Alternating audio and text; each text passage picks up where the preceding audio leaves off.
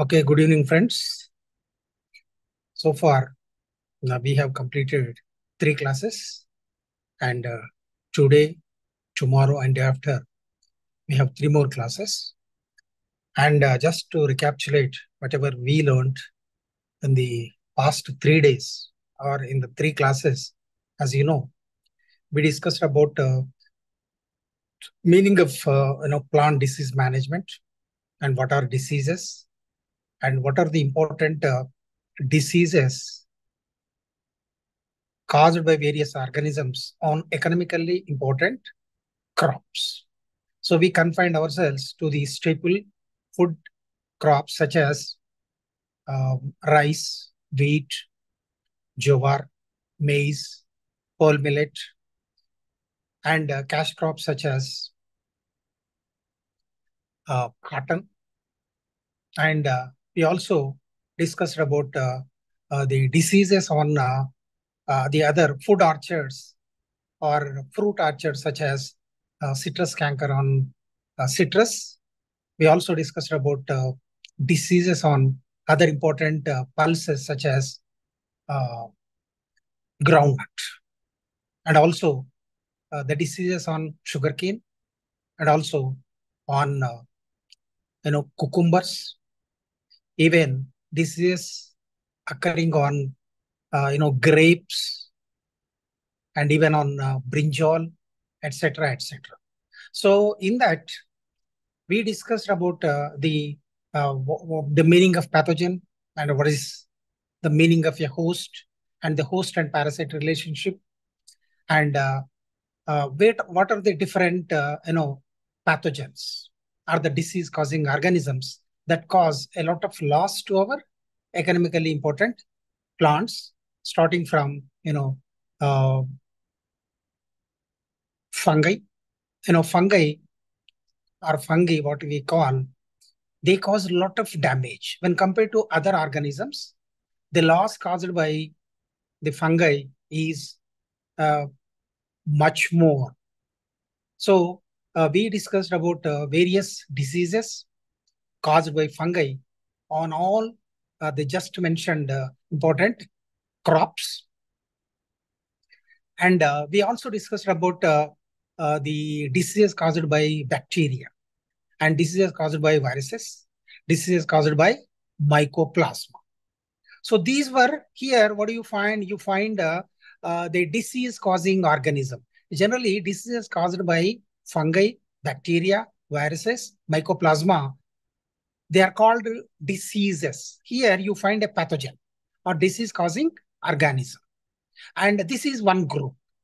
And the other group that causes damage to our crops, not only standing crops, but also damage to our storage products. That is, damages caused in our godowns or in our food supply chain, starting from harvest to that of, shifting to the farmer's house, from there to the market, from there to the godown, then to the, fair price shops, from there to the consumer, ultimately consumer. Now, at these various stages, a lot of food that has been produced is lost, So now, when compared to the developed countries, the damages or the losses of agricultural produce in third world countries or in developing countries such as India is much more. So here the damage is because we don't employ suitable principles of preservation. We don't use the scientific principles of storage. Hence, we lose a lot. So the damages are caused by not only by these pathogens, but a lot of damage is also done by pests. So generally we confine pests to insects, rodents, birds. So the pests. Whenever I say pests, what do you mean by that? See, hoppers, leaf hoppers, stem borers, even ball borers, fruit borers, flies, white flies, aphids, jacids, So these are all various types of pests that attack our crop plants and cause a lot of damage. Ultimately, because of this attack by the pests, they check or they interfere with what we call growth, development, flowering, fruiting, ultimately yield. So ultimately, farmer will be put to loss. Whatever he invests in raising this crop, ultimately whatever he gets will be diminished. So farmers hence are put to great losses. And even when there is a total crop failure, then farmers are resorting to what we call suicides also. We have seen. So 30, 40 years back, people, especially farmers, by making huge investments in cotton growth, because cotton was infested with these pests, especially the grasshoppers and the ball borers. They caused a lot of damage to the crop. So hence they suffered a heavy losses and unable to pay the debts they used to, or they committed suicides. So now this, what all we discussed in the 3 classes. So disease, host, pathogen, and diseases or losses caused by the pathogens. That is fungi, bacteria, viruses, mycoplasma. And also we discussed about pests. So in pests, generally, all these, larvae, and even fruit and stem borers, etc. we discuss. So now this is one part of disease management. The other part is, so we discussed about what are the common diseases on important crop plants. So now second part will be how to protect our crops. How to protect our crop plants is the other important, aspect that we should know. So Sir, now, what is the topic for today's class? so today's class is, pest management. Pest Oh, management. So in this, in today's class, we discuss about principles of pest management and also cultural, physical, and mechanical methods of pest management. Okay. So now, pest management.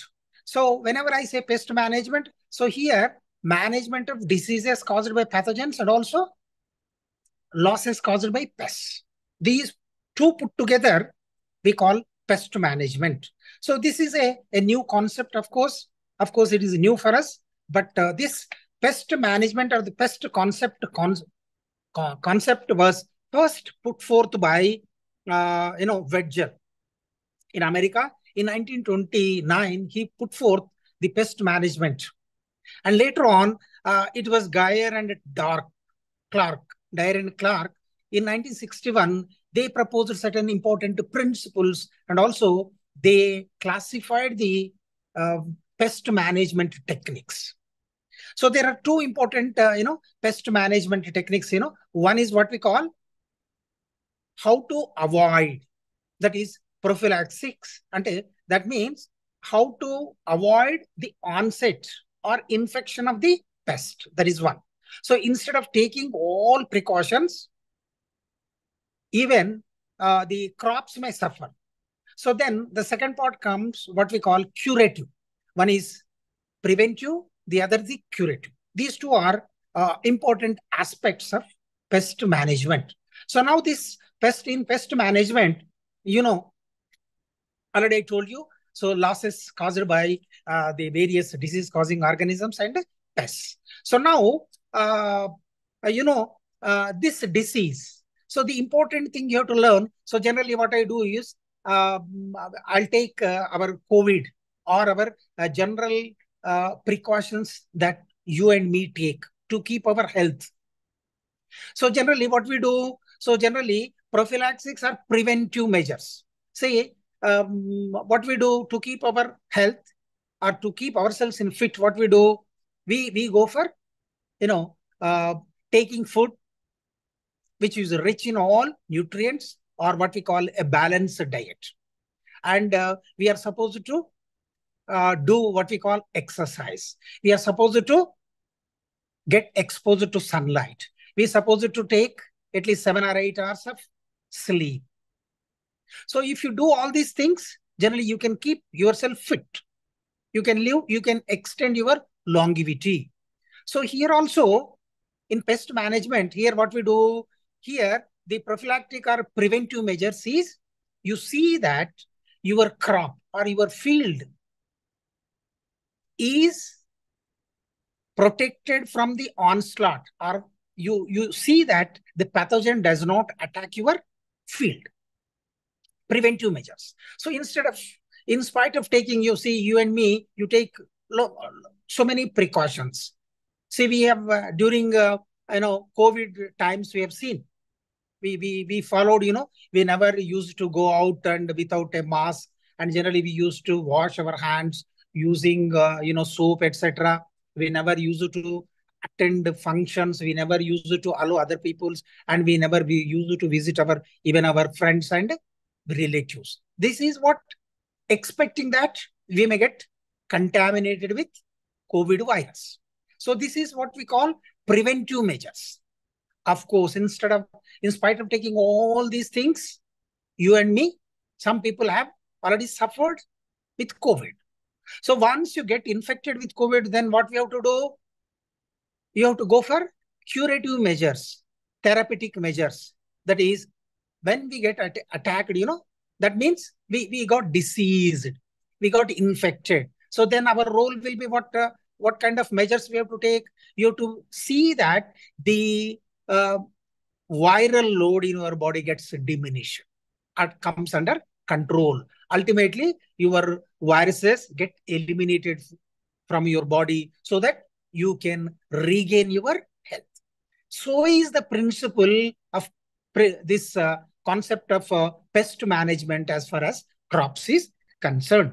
So here, to see what the important thing is, a farmer has to learn is, you should first of all go for identify the reason for the disease. Disease means any deviation or disturbance in the structure and functioning of a crop plant is, or any organism, that is what we call disease. So see, this is a common thing. So this is a common thing. See, in your family or in your relative, somebody suffers from any disease. What do? You go to a doctor. The doctor will advise you to go to a specialist. What does the specialist do? He asks you to get a number of tests. After getting all reports, he will identify the disease. Then the treatment will be started. So here, what I mean to say here is, even on crops also, the first step, that is very important step that is needed, is identification of the causative organism. See, generally, symptoms.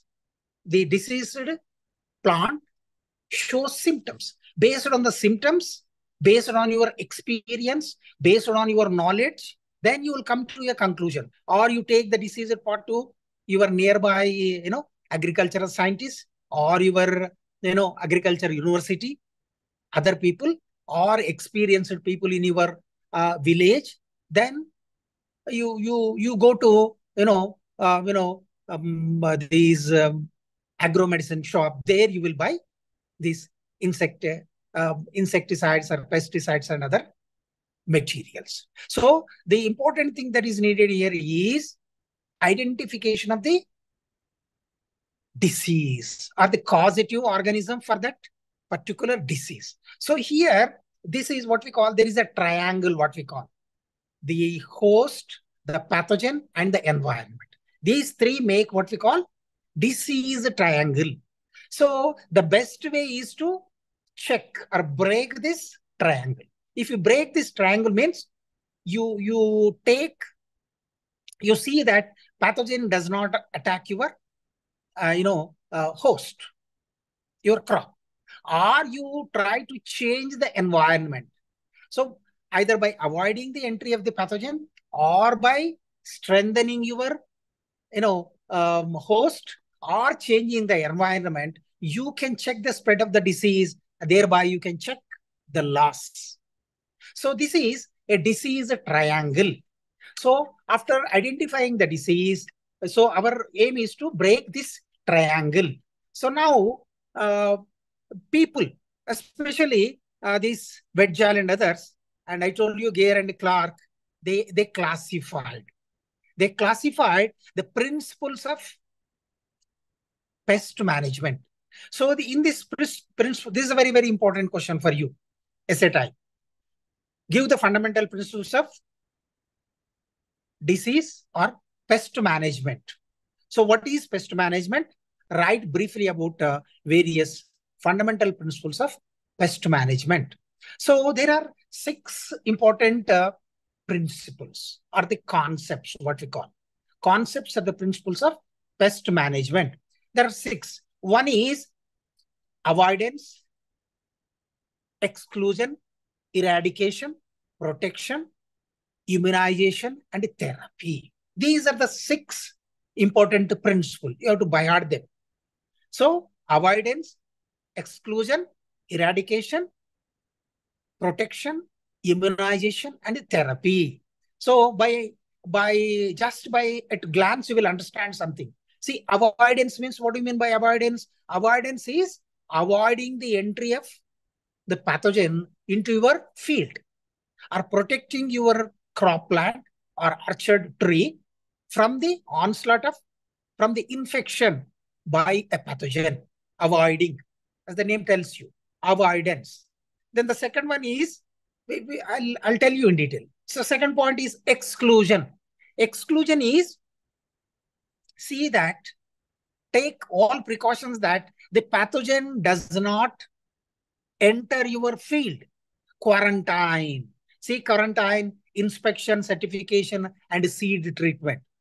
That is, so this we have seen, even in COVID, quarantine. What was the quarantine in those times? See, even at airports or seaports or at the borders, foreigners were not allowed, even if they come, even your relatives who are settled in America, UK, France, etc., when they used to visit their homeland, they were first subjected to quarantine tests at the airports. Soon after landing, they were taken to isolated place. They were made to, undergo certain tests. So quarantine test. So quarantine means legalized. Legalized precautions, law-binding precautions that are taken to avoid the entry of the pathogen or disease-causing organism from other countries or from other areas. So our area is free from a particular disease. So here quarantine or C certification are these, they impress upon that certain measures that it will not enter your area, which is free from that particular pest or the disease. This is what we call exclusion. So here in exclusion, what we call quarantine, inspection, certification, and seed treatment. Say, for example, of course, nowadays, it is very difficult for us, to keep ourselves aloof. So now in the modern world, we have to give and take, even the seed or other fruits, everything. So here in quarantine, what we have to do, if you receive seed material, seeds or fruits, etc., what you have to do, you have to clean them. You have to sterilize them. Then only you use it. So then you see, even COVID times also, whenever we used to go out, after coming home, we used to take, various soap water or other sterilizing agents. We used to wash our hands. If there is any contamination, we see that it will not enter our house. This is exclusion. Then third one is what we call eradication. Eradication is, this includes what we call, various cultural practices or agronomic practices to see that even if the pathogen enters your field, it will not produce heavy doses. That is, even if your field gets infested, you see that it will not be carried to the next crop. or next season. So here what we do, you do various agronomic practices. That is, you make what we deep ploughing. By ploughing, your whatever the previous crops, tubules, etc. are there, fallen leaves are there, leftovers are there, they are burned, they are buried deep into the soil. And you go for best thing is crop rotation. You don't grow same crop next year, because in the same field you saw your field, your crop suffering from a particular disease. If you grow the same crop next year, you are put to great loss. So what we do to avoid that, you change the crop. See, there is a host to specificity. A particular pathogen, a pathogen, see, for example, a rusty, a smut is there. See, rust, for example, Puccinia graminis, treatise, it causes spot disease in rice. It cannot cause disease in if you grow sorghum or pearl millet. See, for example, your sorghum may suffer from a smut disease, Sphacilotheca sorghum. If you grow rice, if you grow PGNP or black gram, green gram, etc., that pathogen, though it is there in the environment or in the soil, it will not be in a position to cause the disease, because there is a host to specificity. See, we have seen, see, COVID cannot cause disease in our pet animals. It cannot cause COVID disease in your dogs, your cats, your cattle. So like this, each pathogen has host specificity. It can cause a disease only in particular, host. So here, eradication is by using various agronomic practices, such as, cleaning, crop rotation, sanitation, that is keep your field free and keep your channels free, keep your, bunds free. See that the environment is quite clean. So this is what we call eradication. So in eradication, our aim is to get rid of our environment with the pathogen.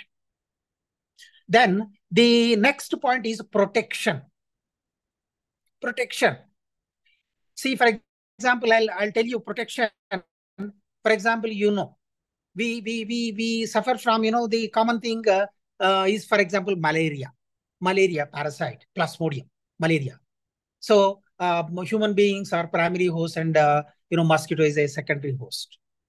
So here protection means what we do.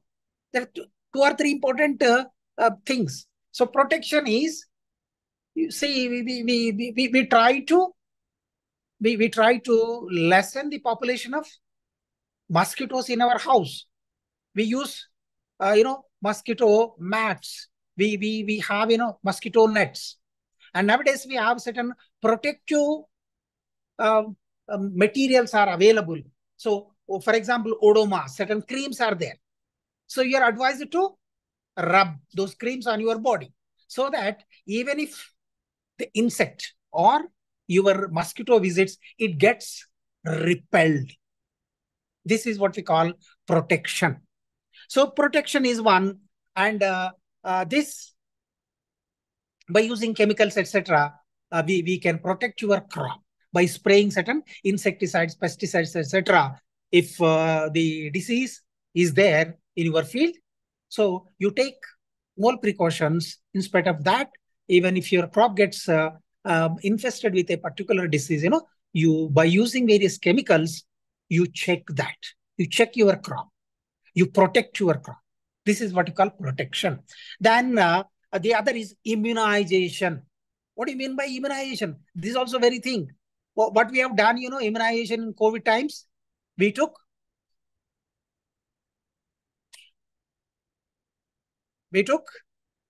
various, Covishield vaccines. This is what we call vaccinization. By taking vaccines, you awaken your protective system. Your WBC get ready. Even if the pathogen makes an entry, our awakened, our WBC are compared to like our military, which is guarding our borders. So if enemy post, if enemy soldier tries to sneak into our border, our military checks their entry. So here, our immunization. So by taking vaccines, you keep update, you keep yourself strengthened. This is what we call immunization. So here in immunization means, of course, you cannot give vaccines to the crops. So here immunization means here going for disease resistance, going for disease.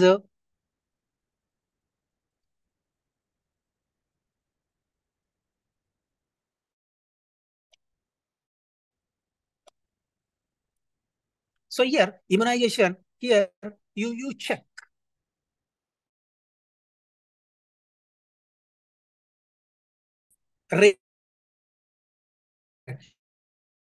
Case of cotton, where I say cotton, you have what we call BT cotton, BT brinjal, BT mustard, Bacillus thuringiensis. So it checks, these, suckers or sap suckers or, ball, ball eaters, hole makings. So they check their population. If they eat, they get killed. So this was because of genetically engineered crops, what we call GM crops, genetically modified crops, or using disease-resistant varieties. I told you yesterday, in case of the other day, IR8, IR28, IR20. These are disease-resistant.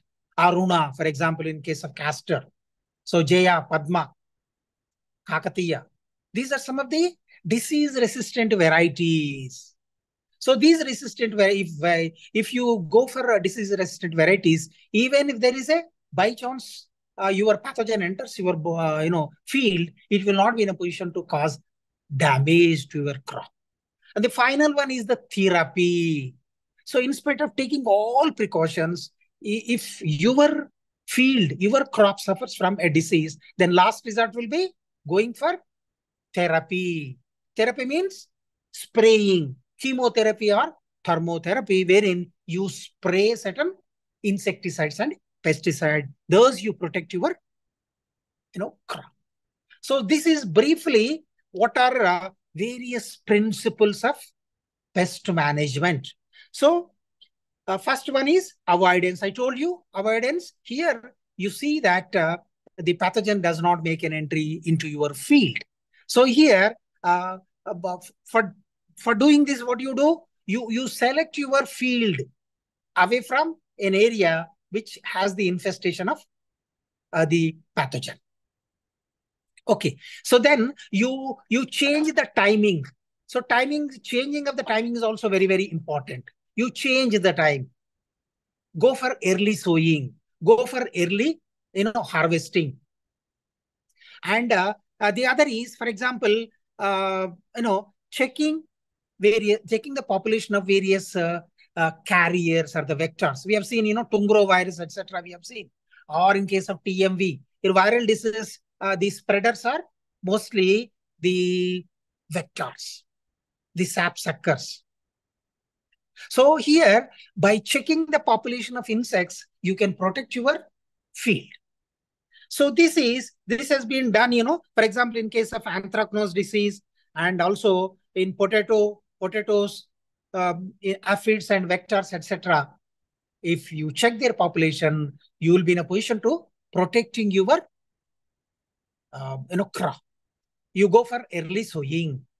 You go for what we call simultaneously, you and your neighbors should sow the crop at a time, so that so if phased wise is there, so there is every possibility for the transmission of the pathogen from one field to other field, from one village to the other village. So hence you should see that you should avoid that the entry of the pathogen into your area. This is what we call avoidance. Then exclusion, I told you. Here, preventing the entry and establishment of the pathogen. So you take various measures, you see that its entry will be checked. So generally, I told you already, the measures are quarantine measures, generally inspection and certification, and seed treatment. So here quarantine means, see, for example, if you are importing a given variety from other country or other area, generally your area officers, agricultural people, they check whether it is disease free or not. Then generally nowadays farmers are advised to buy the seeds from the outlets, government outlets, wherein there is a seed certification. Seed certification means it is certified by a qualified scientist that your your material is free from that particular pathogen. So then you extra what you do, you take the seed, you treat the seed, you by using various thiram, captan, or sulfur dust, etc. You treat the seed, or you subject your seed to hot water treatment. See, hot water treatment has been found to be very, very effective in controlling what we call smut in case of sorghum. So by dipping your, before sowing, you dip your seed in for 10 to 15 minutes in hot water of 45 to 50 degrees centigrade. So whatever the pathogen or the spores, chlamydospores or teletospores that are seed borne, they germinate within no time. And after dipping, whatever the pathogens, spores are there, they get killed to the heart. So this is how by using various quarantine measures, you can check the entry of the pathogen. The third one is eradication. I told you eradication means here you see that you undertake various agricultural practices and check the spread of the disease. So generally, the important things are sanitation and various agronomic practices. So sanitation means here, see that. See, after harvest, generally what we do, you keep the leftovers in the field itself. Even yesterday I was telling, the crop has to be cut to the ground level. The stubules are to be removed, and you have to go for what we call deep ploughing. So while doing deep ploughing, what happens, the grubs or the young ones or the eggs that are there that infested your previous crop, if you go for deep ploughing, they get exposed to, especially during summer, they get exposed to hot sun. So they get killed. So even grubs, etc., even beetles or other in the form of pupae or young ones, eggs, etc., they get exposed to hot sun. Or you can go for what we call, mulching and spreading of what we call polythene, etc., on the field. So that if you cover your field with a polythene, what happens, if you observe the temperature, if it is 37 degrees outside, for within a 1 or 2 hours, you will see the temperature below the polythene cover rises to 45 to 50 degrees centigrade. That means under such hot conditions, whatever the eggs and other young ones of that particular pathogen are there, pests are there, they get killed. So this is a sanitation, a cultural angle, and also agronomic practices. So by using these practices, you can check the inoculum content and also its ability to spread to other fields. So here what we call soil solarization. I told you. So spraying, and also you can go for what we call spraying certain dusting and your field. So by using this, it has been proved that, Puccinia graminis has been, checked. And other thing, for example, Puccinia graminis, it has an alternate host, Barbaris. So by breaking the disease cycle, so, you can control your malaria by treating for plasmodium and also or by killing, by eliminating mosquitoes from your house. So thereby you are checking that you are breaking that disease triangle. Then protection, I told you. I discussed protection means here certain repellents.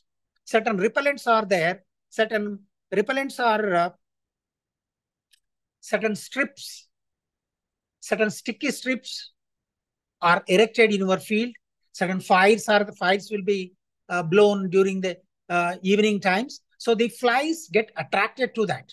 So the sticky traps, the insect gets trapped, cling to that glue, and it dies.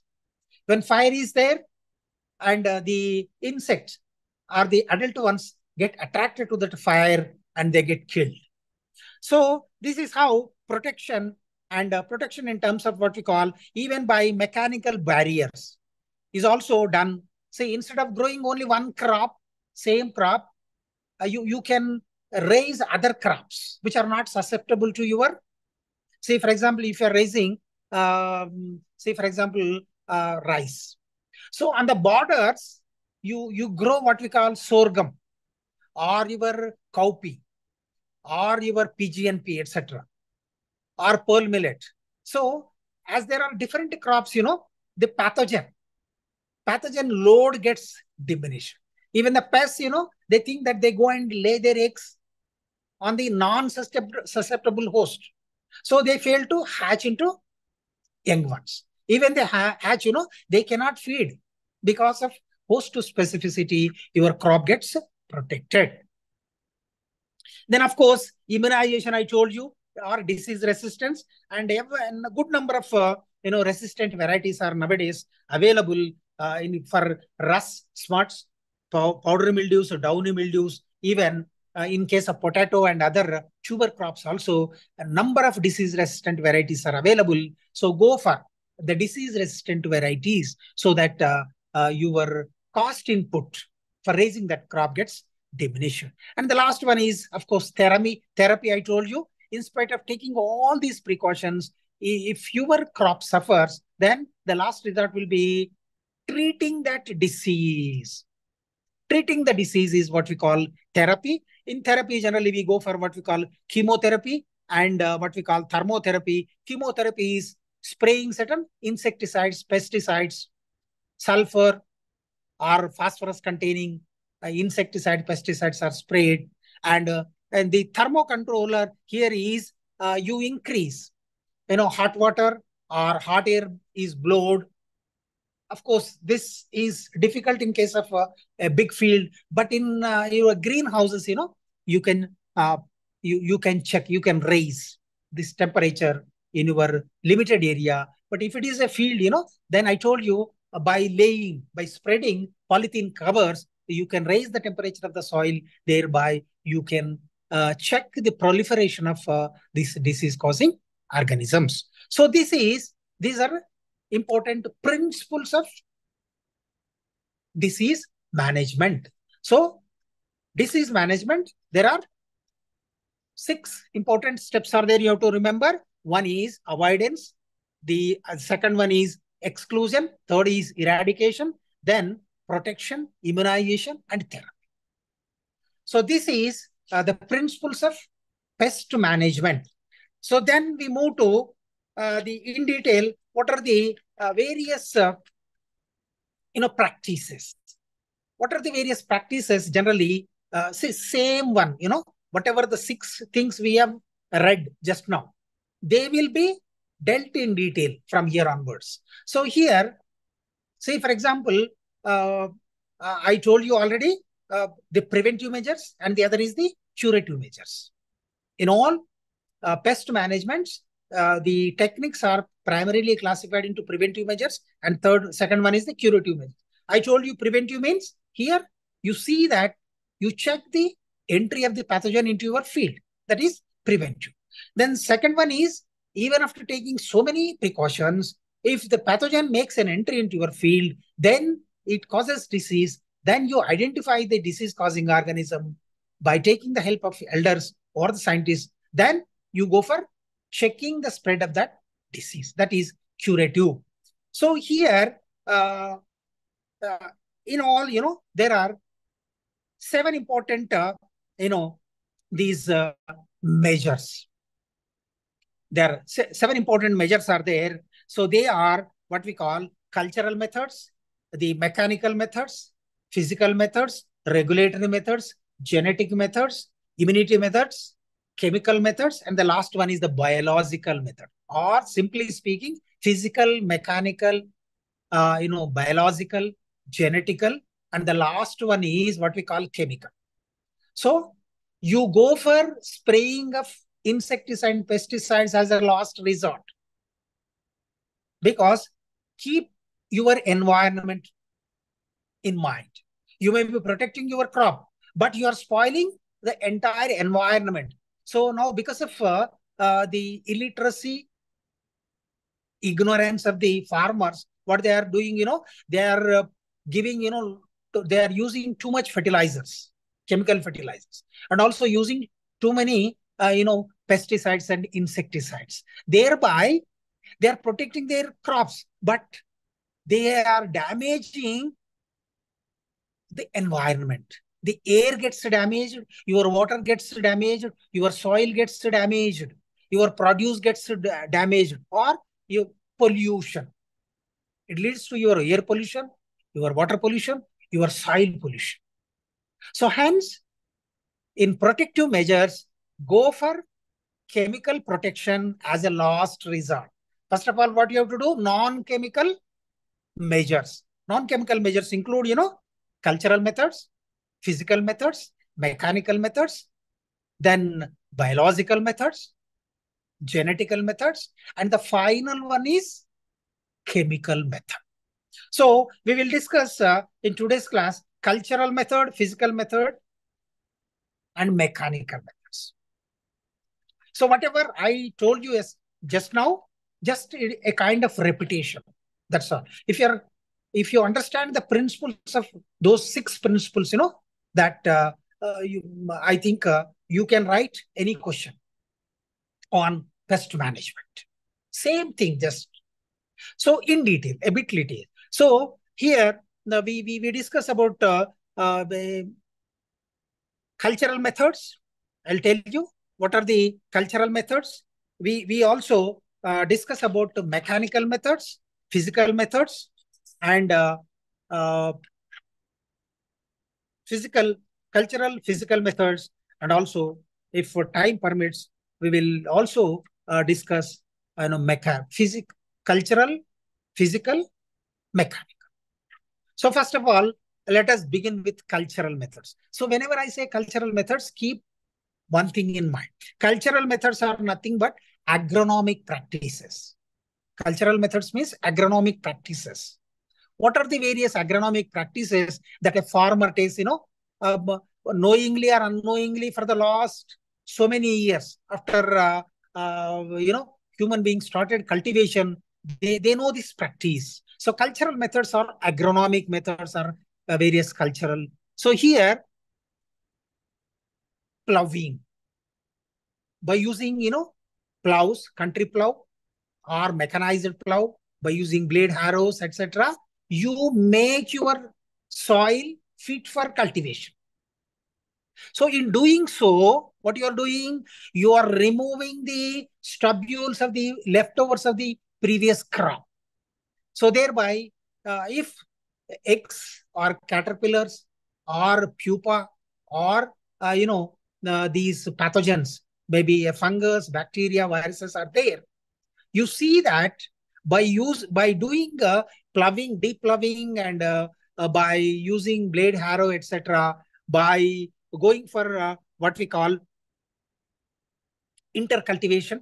So generally ploughing, deep ploughing, or what we call tillage practices. I told you already, by doing that, you are bringing the eggs, larvae, and pupae onto the soil surface, and they get exposed to the hot sun, thereby they get killed. And the crop residues, or your, weeds and crop residues and alternate hosts, their population is checked. So thereby what we are doing, you are cleaning your environment. You're cleaning your channels. You're cleaning your, bunds. So, and the other is, one is ploughing. The second is synchronizing in plantation. So here what you mean, you and your neighbors, take up the plantation synchronizingly at a time, so that it will not spread to other fields. Synchronization, same time harvesting, same time sowing, so that it will not spread to other areas or other neighborhood fields. That is synchronization in field. Then the third agronomic practice is what we call intercropping. I told you, instead of growing one crop, grow 2 or 3 crops in the same field. So that if one, say for example, I told you, for example, you are growing what we call green gram or black gram. You also grow what we call PGNP, that is red gram. Or you grow what we call in mixed cropping sorghum or pearl millet, etc. So your green gram may suffer from what we call powdery mildews. But this powdery mildews disease is not caused on your sorghum or pearl millet. See, if your pearl millet or sorghum may suffer from what we call smuts. So these smuts will not be the same Sphacilotheca cannot cause smut disease on your green gram or your red gram. So here the thing is to confuse, to reduce the inoculum dose, you are advised to raise 2 or 3 crops at a time. This is what we call intercropping. Then the most important thing is crop rotation. I told you. So fundamental disease management practice is crop rotation. So here by changing the crop type of nature of the crop every year, what you are do, you are checking the building of the pathogen in your area. Crop rotation. I told you, each pathogen has a particular host. Say, for example, if you are growing rice this year, don't grow rice next year. If you grow sorghum this year, don't grow sorghum next year. You go for a crop rotation at least by 3 or 4 years. So if the pathogen is there, pathogen may remain in your field. Even in the soil, it can remain. Even on the host, it can remain. So during these 3 or 4 years, the pathogen get killed. So nothing can remain viable for so many years. So to check the quantification or buildup of the pathogen, generally you are advised to go for crop rotation. So crop rotation is an important technique. It not only reduces the incidence of pathogen, but also it also helps in soil fertility. Soil fertility. Say, for example, generally crop rotation, generally what we do, you grow a cereal in 1 year and you go for a pulse next year. So pulses, they have what we call rhizobium in their root nodules. Thereby they increase the fertility of the soil. So for the next crop, you go for a cereal, you need not add so many fertilizers, that nitrogenous phosphorus fertilizers. You may add a little, not in heavy doses are needed. Then the other agricultural practice is what we call pruning or thinning or proper spacing. Thinning means not very close. You see that proper gap is maintained between one plant and the other plant, so that the aerial exchange will be there. And even the moisture content or moist atmosphere will not be there.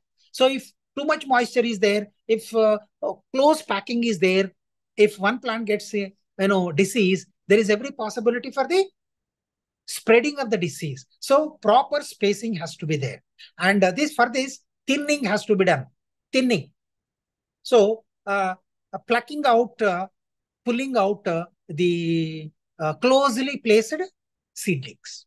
This is thinning. Then pruning is cutting. If it is a diseased part, if the branches are there, those have to be cut and burnt. This is what we call. And the other is the fertilizers have to be given judiciously. Judicious giving of fertilizers is another important thing. So generally it has been found that because in our area, farmers are not so educated. They think that if you give so much fertilizer, they think that they get much better yields. But this is Not so. If you give, heavy doses of nitrogen, it has been proved that it increases the disease proning. So hence, the nitrogen fertilizers are to be given in split doses, in optimum doses only. Then the what we call the other measures include sanitation. I told you, keeping your field very clean, and see that water management is also properly done. So the proper water logging condition should not be there. Proper drainage system has to be there. Water clogging will increase the incidence of disease. So this is, and the what we call the destruction of the previous crops residues is there, and the harmful weeds, collateral hosts. Say, for example, panicum is there, cynodon or echinocloa.